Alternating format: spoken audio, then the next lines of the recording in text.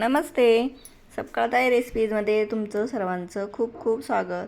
तर आज आपण वाळवण रेसिपीमध्ये सर्वात सोपी रेसिपी कोणती असेल ती म्हणजे रवा पापड. ते आज बनवणार आहोत आपण. खूप सोप्या पद्धतीने रव्याचे पळीपापड कसे बनवायचे ते पाहणार आहोत. हे पापड करण्यासाठी कमी वेळ, कमी साहित्य आणि कमी मेहनत लागते आणि सर्वात सोपी प्रोसिजर आहे. कोणीही मदतीला नसेल तरी आपण एकटेसुद्धा हे पापड अगदी सहज करू शकतो. तर हे पापड बनवण्यासाठी आपल्याला लागणारे रवा तुम्हाला जेवढ्या प्रमाणात बनवायचे, मी अर्धा किलो रव्याचे हे पापड बनवलेले आहेत. एकदम तोंडात टाकताच विरघळतील असे हे पापड आहेत, पांढरे शुभ्र आणि करायला एकदम सोपे. चला तर लगेच आपण रेसिपीला चालू करूया. आपण वाळवण रेसिपी भाग 1मध्ये रव्याचे पळीपापड बनवणार आहोत. तर मी रात्री रवा भिजत घातलेला आहे. एकदा एका पाण्याने रवा धुवून घ्यायचा, अगोदर पाणी घालून अलगदपणे काढून घ्यायचं आणि नंतर स्वच्छ पाणी घालून रात्रभर हा रवा असा झाकण ठेवून द्यायचा. आता सकाळचे 10 वाजलेले इथं. तर ह्या रव्यातलं जे पाणी आहे वरचं ते अलगदपणे अगोदर काढून घ्यायचं. खालचा रवा यायला लागला की पाणी काढायचं बंद करायचं. पहा, पूर्ण पाणी काढून घेतलेलं आहे. रात्री भिजत घालताना थोडंसं वरती पाणी राहिलं या पद्धतीने घालायचं. म्हणजे रात्री भिजत जर घातला रवा तर आपल्या पापड्या ज्या आहेत त्या लाल वगैरे पडत नाहीत.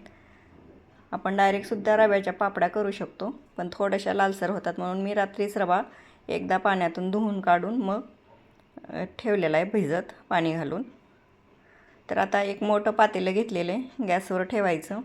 एक पातेलं रवा घेतलेला आहे. एक पातेलं रव्यासाठी आपल्याला 8 पातेले पाणी लागणार आहे.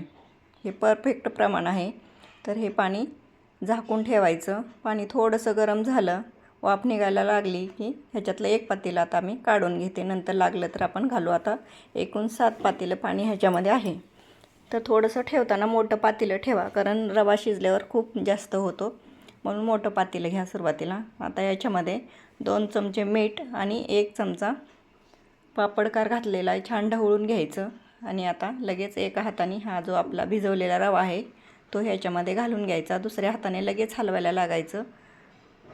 पूर्ण असं बुडापासून हलवून घ्यायचं, नाहीतर गाठी होण्याची शक्यता असते, म्हणून थोडा थोडा रवा घालायचा आणि दुसऱ्या हाताने असं हलवत राहायचं, म्हणजे गाठी वगैरे होणार नाहीत. या पापड्या करायला एकदम सोप्या आहेत. कोणी मदतीला नसलं तरीसुद्धा आपण सहज करू शकतो. अगदी तुम्ही नवीन जरी करणार असाल तरी पापड्या अजिबात चुकणार नाहीत. फक्त शिजवताना थोडं लक्ष द्या. कमी जर शिजला रवा तर पापड्यात तुकडे होण्याची शक्यता असते, म्हणून चांगलं शिजू द्यायचं. अर्धा तास झाकण ठेवायचं. एकदा दोनदा अधूनमधून हलवून घ्यायचं. छान आपलं बेसन पिठलं जसं आपण रटरट शिजवतो त्या पद्धतीने शिजलं पाहिजे, म्हणजे अजिबात पापड्या तुटत नाहीत.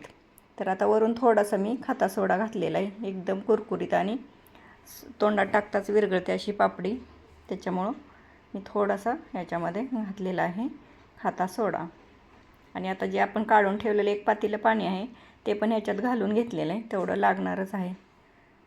एक पातेलं रव्यासाठी 8 पातेलं पाणी घातलेलं आहे मी. आता अर्धा तास गॅस कमी करून झाकण ठेवून असं हे असं रटरट शिजेपर्यंत आपला रवा शिजवून घ्यायचा, म्हणजे तुकडे वगैरे अजिबात होत नाहीत.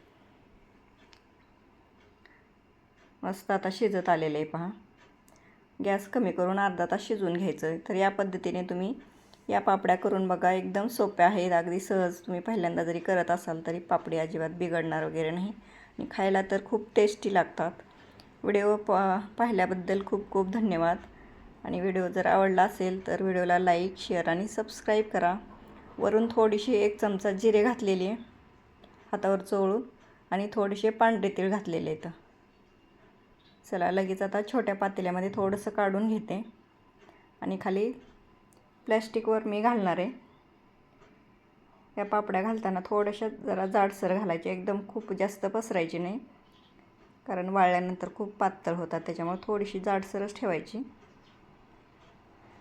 खाली कपडा अंथरून वर प्लॅस्टिक ठेवलेले. तर 2 दिवस कडकडीत उन्हामध्ये छान पापड्यात वाळतात आपल्या. तर या पद्धतीने तुम्ही पापड्या करून बघा. व्हिडिओ कसा वाटला, तुमची पद्धत कशी आहे ते सुद्धा नक्की सांगा.